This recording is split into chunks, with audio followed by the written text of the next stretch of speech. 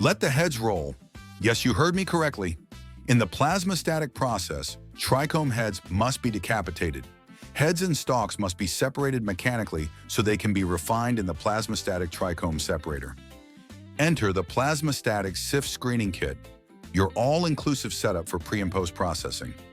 Our screening kit removes oversized particles like pistils and other plant matter void of cannabinoids. It also comes with screens to remove undersized particles. These are typically less desirable and best left for use in solvent extraction. Simply stack your screens and pour your Kief. The vibrating screens do all the hard work. Working with fresh frozen, no problem.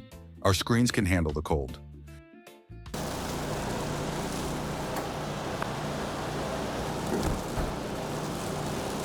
Your undersized fraction gently cascades out the bottom.